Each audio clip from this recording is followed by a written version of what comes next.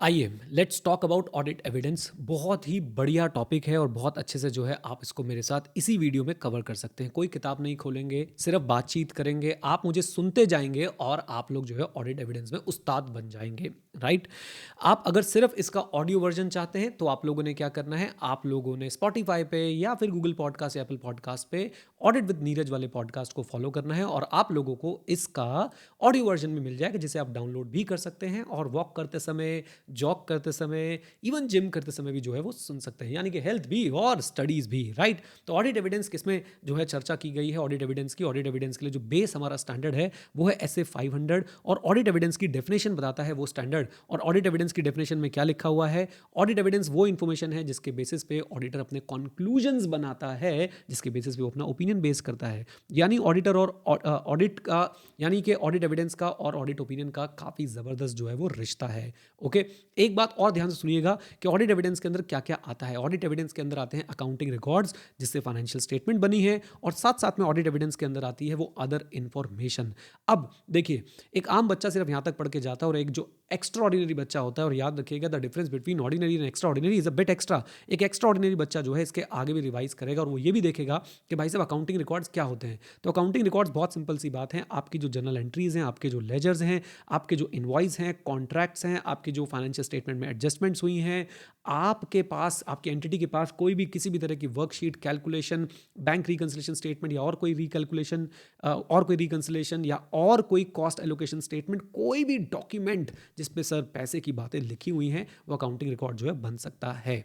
Now the question is second part, यानी कि other information के अंदर क्या आता है। बहुत सिंपल सी बात है, अदर इन्फॉर्मेशन के अंदर आती है कोई भी ऐसी चीज जो अकाउंटिंग रिकॉर्ड को सपोर्ट करती है, ऑथेंटिकेट करती है और ऑडिटर के कंक्लूजन्स को भी सपोर्ट करने में मदद करेगी। नाउ द क्वेश्चन इज ऐसी चीजें कौन सी होती हैं, तो मैं आप लोगों को बताता हूं। ऐसी चीजें होती हैं मिनट्स ऑफ मीटिंग, या फिर आप लोगों ने जो डेटर से, क्रेडिटर से, बैंक से एक्सटर्नल कंफर्मेशन ली है, या फिर सिंपली स्पीकिंग आपके जो इंटरनल कंट्रोल है उससे रिलेटेड कोई मैनुअल है तो वो भी इसी के अंदर फॉल कर जाएगी। राइट।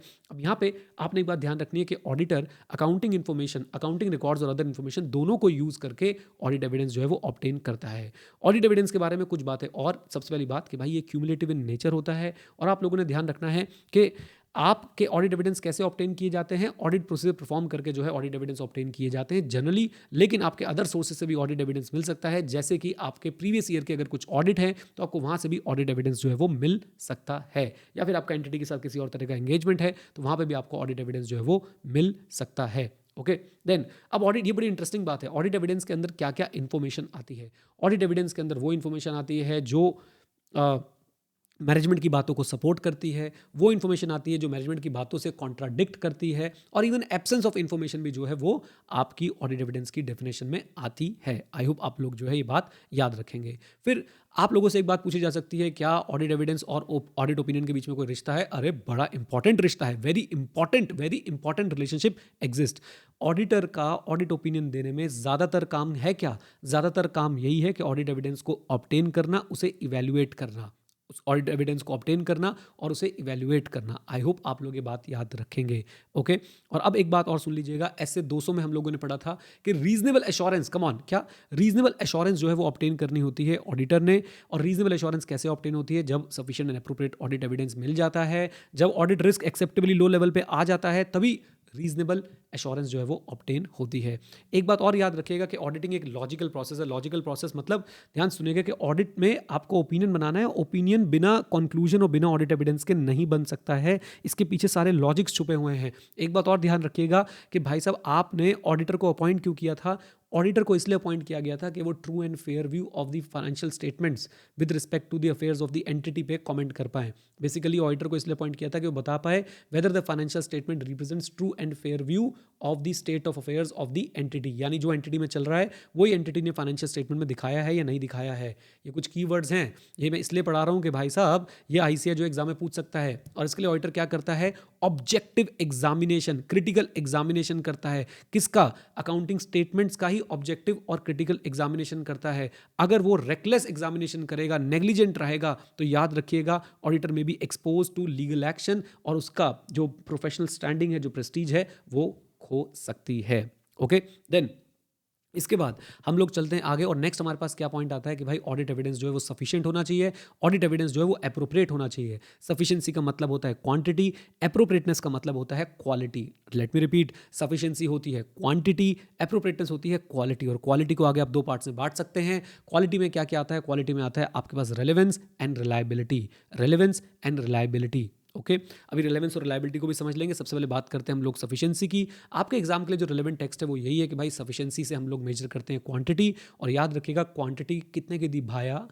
ये हमारे क्लास का कोड था। एनीवेज, सफिशिएंसी जो है कौन से फैक्टर्स पे डिपेंड करती है, या फैक्टर्स टू डिटरमाइन सफिशिएंसी की अगर हम बात करें तो हमारे पास जो है वो तीन फैक्टर्स आते हैं। वो तीन फैक्टर्स कौन कौन से होते हैं? सबसे पहला फैक्टर होता है हमारे पास मटीरियलिटी, ज़्यादा मटीरियल आइटम यानी कि सफिशिएंसी चाहिए ज़्यादा। फिर होता है रोमम, MRP, रोमम। रोमम बोले तो आपका रिस्क ऑफ मटेरियल मिसस्टेटमेंट, के फाइनेंशियल स्टेटमेंट में मटेरियल मिसस्टेटमेंट होने के जो चांसेस है उसको हम लोग रिस्क ऑफ मटेरियल मिसस्टेटमेंट बोलते हैं। इस पर डिटेल में हम लोग कभी और चर्चा कर लेंगे, लेकिन अभी के लिए इस बात को सुन लीजिए, risk of material misstatement, please, risk of material misstatement जो है अगर ज़्यादा है तो अगेन सफिशिएंसी ज़्यादा चाहिए। फिर आता है size and nature of population, population बड़ी है, पॉपुलेशन हेट्रोजीनियस है। हेट्रोजीनियस मतलब के आपस में जो पॉपुलेशन के आइटम्स है उनकी करेक्टरिस्टिक काफ़ी ज़्यादा डिफर करती है। तो ऐसे केस में ध्यान से, ऐसे केस में ऑडिट एविडेंस जो आपको चाहिए होगा वो आपको चाहिए होगा ज़्यादा, यानी कि सफिशिएंसी होगी ज़्यादा। आई होप मेरी वॉइस रिकॉर्ड हो रही है, मैं चेक कर लूँ, पता चला इतनी मेहनत करी और वो बेकार हो गई।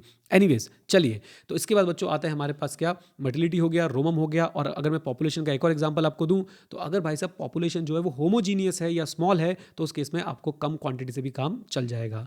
Now coming back to the appropriateness of audit evidence, appropriateness deals with quality, quality बोले तो रेलेवेंस एंड रिलायबिलिटी। रेलेवेंस का सिंपल सा मतलब है कि भाई साहब लॉजिकल कनेक्शन, लॉजिकल रिलेशनशिप जो है वो होना चाहिए आपके ऑडिट एविडेंस, ऑडिट प्रोसीजर और असर्शन के बीच में। ऑडिट एविडेंस, ऑडिट प्रोसीजर और असर्शन के बीच में।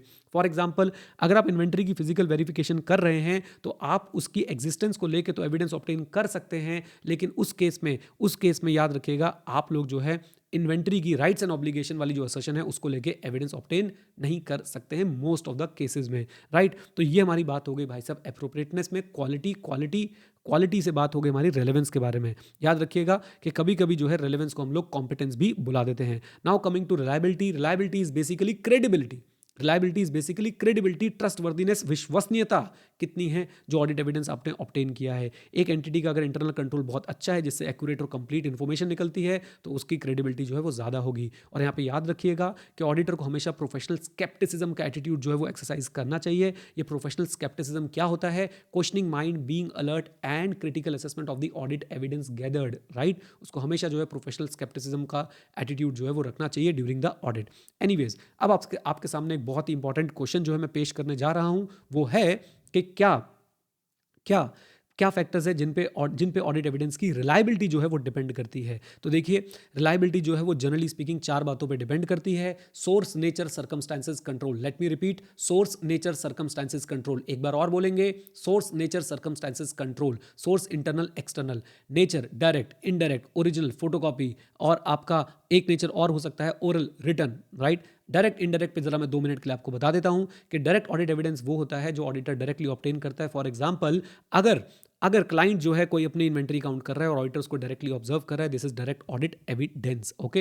And generally speaking direct audit evidence ज़्यादा रिलायबल है, रिटर्न ऑडिट एविडेंस ज़्यादा रिलायबल है, ओरिजिनल कॉपीज जो है वो ज़्यादा रिलायबल है, ओरिजिनल जो डॉक्यूमेंट्स हैं वो ज़्यादा रिलायबल हैं, राइट। तो सोर्स में इंटरनल एक्सटर्नल ज़्यादा रिलायबल है। उसके बाद बात करते हैं सर्कमस्टांसेस, ओवरऑल एंटिटी के अंदर जो है माहौल कैसा था, एंटिटी जो है वो ऑडिट एविडेंस को लेके, या फिर एज ऑडिट एविडेंस को लेके नहीं, एंटिटी जो है वो ओवरऑल फाइनेंशियल स्टेटमेंट को लेके, इंटरनल कंट्रोल को लेके कितनी अवेयर है, कैसे एक्शंस लेती है, कैसा एटीट्यूड है उसका, सारी बातें जो है इस पर भी डिपेंड करने वाली है। याद रखिएगा, ये जो हम जनरलाइजेशन कर रहे हैं कि रिलायबिलिटी कुछ फैक्टर्स पे डिपेंड करती है, this is subject to certain exception. For example, आप एक्सटर्नल ऑडिट एविडेंस ऑब्टेन कर रहे हैं तो हो सकता है कि वो भी रिलायबल ना हो। Generally it is reliable, but in certain cases हो सकता है कि वो रिलायबल ना हो, जैसे कि आपने जिससे आपने इन्फॉर्मेशन मांगी, वो इन्फॉर्मेशन देने लायक ही नहीं था, वो नॉलेजेबल ही नहीं था, या फिर वो रिलेटेड पार्टी निकला।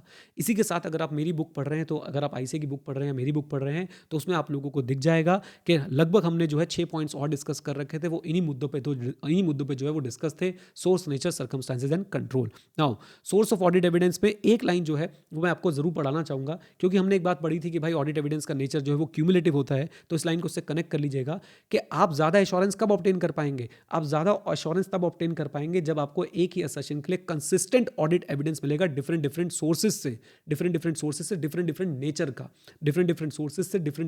का, आपको इंटरनल एक्सटर्नल एविडेंस मिल रहा है, आपको डायरेक्ट इनडायरेक्ट ओरल रिटर्न, आपको ओरिजिनल भी मिल रही है, फोटो कॉपीज भी मिल रही हैं अगर एक पर्टिकुलर असर्शन के लिए डिफरेंट डिफरेंट सोर्सेज से, तो आप लोगों का कॉन्फिडेंस जो है, आप लोगों की एश्योरेंस जो है वो ज़्यादा होने वाली है, राइट। चलिए, इसके बाद audit procedure to obtain audit evidence, this is one of my favourite topic. Generally speaking हम लोग कौन से ऑडिट प्रोसीजर लगाते हैं ऑडिट के अंदर, कायदे से ये आईसीआई और मैं थोड़ा सा डिसएग्री करता हूं यहाँ पे, लेकिन कोई बात नहीं, सह लेंगे थोड़ा सा। After all ICI is world's leading accounting body developer and regulator and developer of trusted and independent professional with world class competencies in subjects such as auditing, accounting, taxation, finance and business advisory services. Okay, anyways, so audit procedure to obtain audit evidence में बात ऐसी है बच्चों कि audit procedure जो है दो तरह के यहाँ पे बताए गए हैं, एक बताया गया रैप, एक बताया गया फैप। फिर बोल रहा हूँ यहाँ पे थोड़ी कंट्रोवर्सी है, लेकिन इस बात को सुन लीजिएगा। RAP is risk assessment procedure, FAP is further audit procedure. कभी कभी आईसीआई इस फर्दर ऑडिट प्रोसीजर को अदर ऑडिट प्रोसीजर भी कह देता है। अब मेरी बात को ध्यान सुनिएगा, अदर ऑडिट प्रोसीजर के अंदर दो बातें आती हैं, एक आता है टेस्ट ऑफ कंट्रोल और एक आता है आपका सब्सटैंटिव प्रोसीजर। सब्सटैंटिव प्रोसीजर के अंदर दो बातें आती हैं, एक आता है टेस्ट ऑफ डिटेल और एक आता है सब्सटैंटिव एनालिटिकल प्रोसीजर। नाउ अब इन दोनों प्रोसीजर्स को, रैप और फैप को करने के लिए हम बहुत सारे ऑडिट प्रोसीजर्स यूज करते हैं जिनके थ्रू हमें ऑडिट एविडेंस मिलता है। यहाँ पे थोड़ी सी कंट्रोवर्सी और कंफ्यूजन आपको लग सकती है, प्लीज इसको इग्नोर कर दीजिएगा, क्योंकि मेरे हाथ भी बंधे हुए, मैं भी भाई ठाकुर बना हुआ हूँ, क्योंकि मुझे आईसीआई की तरह पढ़ाना है, राइट। तो audit procedure to obtain audit evidence, AEIOU reperform external confirmation. Let me repeat, AEIOU reperform external confirmation. A for analytical procedure, E for inquiry. आप आई वाली लिख लीजिएगा, मैं E वाली बोल दूंगा, बात एक ही है, ठीक है। आई वाली ए ई इंक्वायरी हो गई, आई से इंस्पेक्शन, AEIO, ओ से observation, AEIOU you recalculation, right. So recalculation, external confirmation and reperformance. यहाँ पे हम लोग इंस्पेक्शन पे बात कर लेते हैं। इंस्पेक्शन जो है काफ़ी important audit procedure to obtain audit evidence. यहाँ पे आप लोग जो है एंटिटी के रिकॉर्ड्स को, एंटिटी के डॉक्यूमेंट्स को एग्जामिन करते हैं, फिर चाहे वो इंटरनल हो या एक्सटर्नल हो, पेपर फॉर्म में हो, इलेक्ट्रॉनिक फॉर्म में हो, किसी भी फॉर्म में हो। आप फिजिकल एग्जामिनेशन ऑफ एसेट कर रहे हैं तो भी आप इंस्पेक्शन कर रहे हैं। याद रखिएगा, इंस्पेक्शन से जब आप लोग ऑडिट एविडेंस ऑब्टेन करते हैं तो हो सकता है वो आपको डिफरेंट डिग्री ऑफ रिलायबिलिटी के ऑडिट एविडेंस मिले, depending upon nature and source. याद है ना, रिलायबिलिटी नेचर एंड सोर्स पे डिपेंड करती है, ओके। इवन आप इंस्पेक्शन से, और याद रखिएगा ये जो AEIOU रीपरफॉर्म एक्सटर्नल कंफर्मेशन है, क्या आप इससे सिर्फ और सिर्फ सब्सटैंटिव प्रोसीजर कर सकते हैं? Answer is no. आप इससे सब्सटैंटिव प्रोसीजर भी कर सकते हैं, आप इससे जो है वो कंप्लाइंस प्रोसीजर्स भी कर सकते हैं, यानी टेस्ट ऑफ कंट्रोल भी कर सकते हैं, राइट। आप इससे रिस्क असेसमेंट प्रोसीजर भी कर सकते हैं। इनमें से कुछ हम लोग ऐसे 315 में पढ़ेंगे, जहां पे हम लोग बात करेंगे कि किससे जो है रिस्क असेसमेंट प्रोसीजर भी हो सकता है। अब देखिए, मैं आपको एक एग्जांपल देता हूं। आप लोग क्या कर रहे हैं, आप लोग डॉक्यूमेंटेशन रिलेटेड टू ऑथेंटिकेशन या फिर ऑथराइजेशन चेक कर रहे हैं, documentation related to authorisation check कर रहे हैं, तो मैं यहाँ पे बोलना चाहूँगा कि आप लोग जो है यहाँ पे इंस्पेक्शन को यूज़ करते हुए इंटरनल कंट्रोल की जो है वो चेकिंग कर रहे हैं। अब आते हैं एक और ऑडिट प्रोसीजर पे, वो है AEIO वाला हम लोग उठा रहे हैं, ऑब्जर्वेशन। ऑब्जर्वेशन में क्या होता है, आप लोग एक प्रोसेस जो क्लाइंट कर रहा है या क्लाइंट द्वारा अपॉइंटेड कोई लोग कर रहे हैं, उस प्रोसीजर को आप लोग विटनेस कर रहे हैं, तो बेसिकली हम लोग इसे बोलते हैं क्या, ऑब्जर्वेशन। फिर हमारे पास आता है एक्सटर्नल कंफर्मेशन। उसकी डिस्कशन मैं यहाँ पे ज़्यादा नहीं करूँगा, क्योंकि एक्सटर्नल कंफर्मेशन हम लोग अलग से ऐसे 505 में कवर करने वाले हैं। जस्ट याद रखिए कि एक्सटर्नल कंफर्मेशन एक रिटर्न रिस्पॉन्स होता है, डायरेक्ट रिटर्न रिस्पॉन्स होता है ऑडिटर को एक थर्ड पार्टी से, ओके। और जनरली हम लोग एक्सटर्नल कंफर्मेशन को अकाउंट बैलेंस जैसी चीज़ों को कंफर्म करने के लिए यूज़ करते हैं, लेकिन ये अकाउंट बैलेंस तक रिस्ट्रिक्टेड नहीं है, इससे और भी चीज़ें जो है वो कंफर्म की जा सकती हैं, ओके। और याद रखिएगा, एक्सटर्नल कंफर्मेशन कहीं कहीं पे अच्छा भी नहीं होता है। फॉर एग्जांपल, अगर आप लोग डेटर से एक्सटर्नल कंफर्मेशन ले रहे हो, तो आप उनकी वैल्यूएशन को लेके तो आप उनकी एग्जिस्टेंस को लेके तो एक बार कुछ श्योर हो सकते हो, लेकिन उनकी कलेक्टिबिलिटी जो कि डायरेक्ट इंपैक्ट डालती है वैल्यूएशन पे, उस पे जो है आपको एश्योरेंस शायद ना मिले। आइए, देन इसके बाद आता है रिकैलकुलेशन। रिकैलकुलेशन में हम लोग क्या करते हैं, मैथमेटिकल एक्यूरेसी हम लोग चेक करते हैं। जो कैलकुलेशन हमारे सामने आई है, हम उसको रिकैलकुलेट करके देखते हैं। फॉर एग्जांपल, आप लोगों ने, आपकी एंटिटी ने जो है फॉरेन एक्सचेंज में कुछ खरीदा बेचा था, तो डेफिनेटली वहाँ पे फॉरेन एक्सचेंज का रेट होगा। अब हम लोग उसको रिकैलकुलेट करके देखेंगे कि भाई साहब ये फॉरेन एक्सचेंज की जो रेट्स वगैरह यहाँ पे यूज हुए हैं, ये सही हुए या नहीं हुए। Let me check once again कि रिकॉर्डिंग इज गोइंग और नॉट। बहुत बढ़िया। आइए, देन इसके बाद नेक्स्ट हमारे पास आता है रीपरफॉर्मेंस। रीपरफॉर्मेंस में हम लोग क्या करते हैं, कोई भी एक प्रोसेस, कोई भी एक जो है मान लीजिए इंटरनल कंट्रोल का कोई प्रोसीजर है, हम लोग उसको इंडिपेंडेंटली रीपरफॉर्म जो है वो करके देखते हैं, हम लोग उसको इंडिपेंडेंटली रीपरफॉर्म करके देखते हैं। क्लाइंट ने जो है रिकंसिलेशन स्टेटमेंट बना रखी है, हम लोग भी रिकंसिलेशन स्टेटमेंट बना के अपना कंफर्ट लेना चाहते हैं इंटरनल कंट्रोल के ऊपर, तो हम लोग जो है दोबारा से उस रिकंसिलेशन स्टेटमेंट को बना लेंगे। देन बात करते हैं एनालिटिकल प्रोसीजर की। इस पर भी हम लोग ज़्यादा चर्चा नहीं करेंगे क्योंकि एनालिटिकल प्रोसीजर का हम लोग अलग से पूरा चैप्टर पढ़ते हैं, चैप्टर 8। बस उसमें याद रखिएगा, ऐसे 520 वहाँ पे आएगा। अभी के लिए आप लोग याद रख सकते हैं कि एनालिटिकल प्रोसीजर में हम लोग क्या करते हैं, हम लोग फाइनेंशियल और नॉन फाइनेंशियल डेटा के बीच में जो रिलेशनशिप होता है उसको इवेल्युएट करते हैं, जिससे हमें अनयूजुअल फ्लक्चुएशंस वगैरह अगर होती हैं तो वो मिल जाती हैं। हमें जो कुछ रेशियोज से हमें कुछ अनयूजुअल एक्टिविटीज़ दिख जाती हैं, उसको हम आगे फर्दर जो है वो क्या करते हैं, हम उसको फर्दर फिर इन्वेस्टिगेट करते हैं। और एक आपको ब्राउनी पॉइंट दे रहा हूँ, अगर आप लोगों ने अभी आगे की पढ़ाई नहीं करी तो शायद आपको भी समझ नहीं आएगा, लेकिन अगर आपने आगे पढ़ रखा है और उसके बाद आप उसको रिवाइज कर रहे हैं तो याद रखिएगा, एनालिटिकल प्रोसीजर रिस्क असेसमेंट के लिए भी यूज हो सकते हैं। Analytical procedure test of details यानी कि सब्सटैंटिव प्रोसीजर की तरह भी यूज हो सकते हैं, सब्सटैंटिव प्रोसीजर की तरह भी यूज हो सकते हैं। और एनालिटिकल प्रोसीजर ऑडिट के एंड में भी हम लोग जो है यूज करते हैं, राइट। ऑडिट के एंड में कैसे यूज करते हैं वो सी एंटर में नहीं है।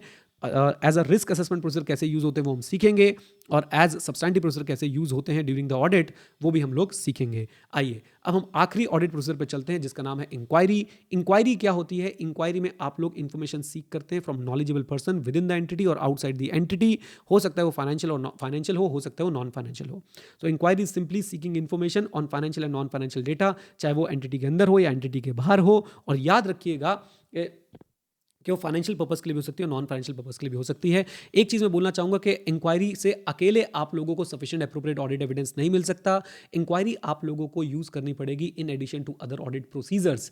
यहाँ पर मैं एक बात बोलना चाहूँगा कि आपको बार बार इसके ऊपर क्वेश्चन पूछा जाता है कि inquiry alone is able to give you sufficient and appropriate audit evidence, तो आप इनकरेक्ट लिख के आएंगे, आप बोलेंगे कि आपको इसको in addition to other audit procedure use करना चाहिए। ओके, अच्छा, अब इंक्वायरी जो है आपकी ये भी एक ट्रू फॉल्स आ चुका है आपके एग्जाम में। इंक्वायरी जो है आपके रिटन फॉर्म में भी हो सकती है और आप लोगों के लिए वो इनफॉर्मल ओरल डिस्कशन के फॉर्म में भी हो सकती है। अगर वो इनफॉर्मल ओरल डिस्कशन के फॉर्म में है विद मैनेजमेंट एंड TCWG, तो ऑडिटर को ट्राई करना चाहिए कि भाई साहब ऑडिटर को रिटन रिप्रेजेंटेशन मिल जाए उस पर्टिकुलर ओरल इंक्वायरी के केस में फ्रॉम द रेलेवेंट पर्सन। अब याद रखिएगा इंक्वायरी से किस किस तरह की इंफॉर्मेशन आपके पास आ सकती है। इंक्वायरी से आपके पास इंफॉर्मेशन आ सकती है जो पहले से आपके पास थी उसको सपोर्ट करती हुई, या फिर कोई ऐसी इंफॉर्मेशन जो आपके पास पहले नहीं थी, या फिर कोई ऐसी इंफॉर्मेशन जो आपके पास पहले थी उसको कॉन्ट्राडिक्ट करती हुई। इस तरह की इंफॉर्मेशन जो है आपके पास इंक्वायरी से निकल सकती हैं। और इंक्वायरी जनरली कॉरोबरेट करती हैं आपके द्वारा पहले से ऑब्टेन किए गए ऑडिट एविडेंस को। कॉरोबरेट मतलब सपोर्ट करती हैं आपके द्वारा पहले से ऑब्टेन किए गए ऑडिट एविडेंस को। ओके, एक बात आप लोगों ने ध्यान रखनी है